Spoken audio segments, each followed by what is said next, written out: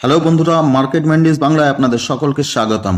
আজকের এই ভিডিওতে আমরা আলোচনা করব থ্রি ব্ল্যাক ক্রো ক্যান্ডেলস্টিক সম্পর্কে। এই থ্রি ব্ল্যাক ক্রো ক্যান্ডেলস্টিকটা কি, এই ক্যান্ডেলের ইতিহাসটা কি, আর কখন কোন সময় এই ক্যান্ডেলস্টিক আমরা দেখতে পাবো এবং কখন কোন সময় এখান থেকে আমরা এক্সিট নেব। তো চলুন ভিডিওটা শুরু করা যাক। তো ভিডিওটা শুরু করার আগে এখনও যারা আমার এই চ্যানেলটি সাবস্ক্রাইব করেননি তারা অবশ্যই চ্যানেলটিকে সাবস্ক্রাইব করে নিন, কারণ এরকম নিত্য নতুন ভিডিও আমি আমার এই চ্যানেলের মাধ্যমে নিয়ে আসতে থাকবো। তো চলুন ভিডিওটা শুরু করি। তো থ্রি ব্ল্যাক ক্রো এর ইতিহাসটা কি?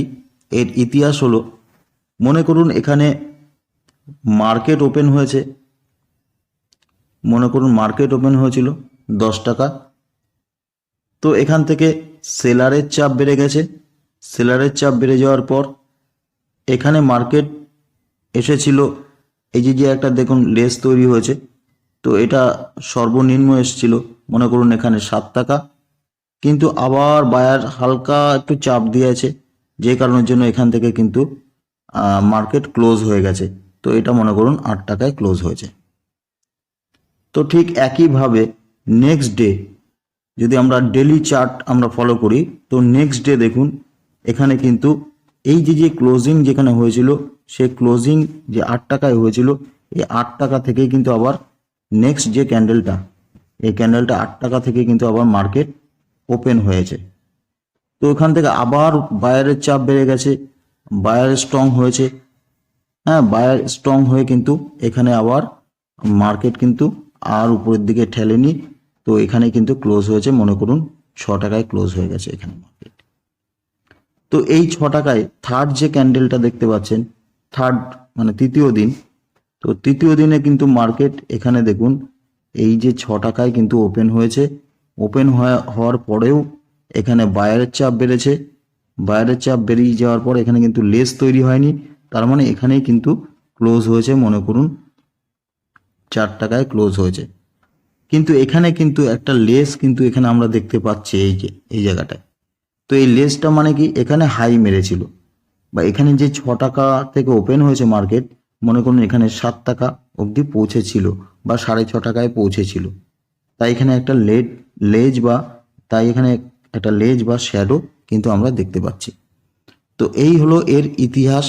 এরকম পরপর যদি আমরা 3টে ক্যান্ডেল, গ্রিন নয় এটা কিন্তু রেড ক্যান্ডেল, তো এরকম পরপর যদি আমরা রেড ক্যান্ডেল আমরা কিন্তু যদি দেখতে পাই, তাহলে কিন্তু তাকে আমরা কিন্তু বলবো যে থ্রি ব্ল্যাক ক্রো ক্যান্ডেলস্টিক।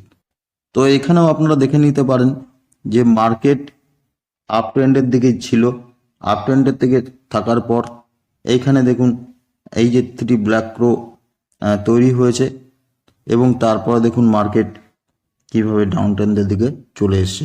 তো আমাদের কিন্তু যদি আমরা কোনো কোম্পানির শেয়ার হোল্ড করে রেখে দিয়ে থাকি বা কিনে থাকি, সেখানে কিন্তু এরকম যখনই থ্রি ব্ল্যাক ক্রো ক্যান্ডেল আমরা যখন দেখতে পাবো, তখন কিন্তু আমরা এখান থেকে এক্সিট নিতে হবে।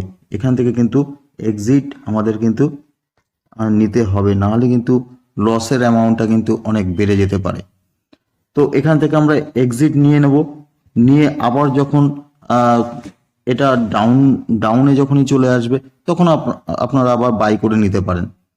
তো এইভাবে যদি বুদ্ধি করে আমরা যদি ট্রেড নিতে পারি, তাহলে কিন্তু অবশ্যই কিন্তু আমরা একটা ট্রেডিং করে ভালো রোজগার আমরা কিন্তু করতে পারি।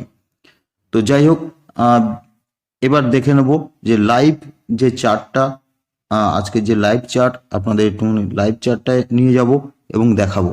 তো বন্ধুরা, আপনারা দেখতে পাচ্ছেন এখানে যে লাইভ চার্টটি তৈরি হয়েছে, তো এখানে দেখতে পাচ্ছেন কোম্পানিটির নাম হলো India Infotech software private limited.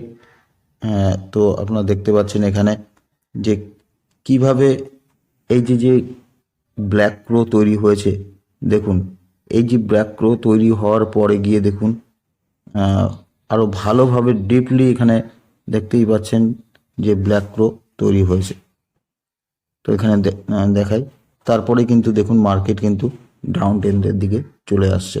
তো এখানে যদি অনুমান করা যাচ্ছে যে গ্রিন ক্যান্ডেল যদি তৈরি না হয় তাহলে কিন্তু মার্কেট আরও ডাউনের দিকে কিন্তু চলে আসবে। তো এখানে দেখুন আপ ট্রেন্ডের দিকে মার্কেট গেছিল, আপ ট্রেন্ডের দিকে যাওয়ার পরে এখানে কিন্তু এই ক্যান্ডেল 3 ব্ল্যাক ক্রো কিন্তু তৈরি হওয়ার পরে তারপরে দেখুন মার্কেট কিন্তু আস্তে আস্তে নিচের দিকে আসছে।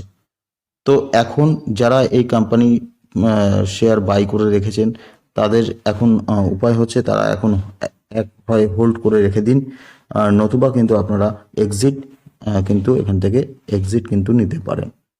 তো আশা করি আপনাদের ভিডিওটা ভালো লেগেছে। যদি ভিডিওটা ভালো লেগে থাকে তাহলে অবশ্যই ভিডিওটা একটি লাইক করবেন, আর চ্যানেলটি অবশ্যই সাবস্ক্রাইব করে রাখুন, কারণ এরকম ভিডিও তো আমি দিতেই থাকবো। তো আবার দেখা হবে নেক্সট কোনো ভিডিওতে, নেক্সট কোনো টপিকের সঙ্গে। ততক্ষণের জন্য বাই বাই।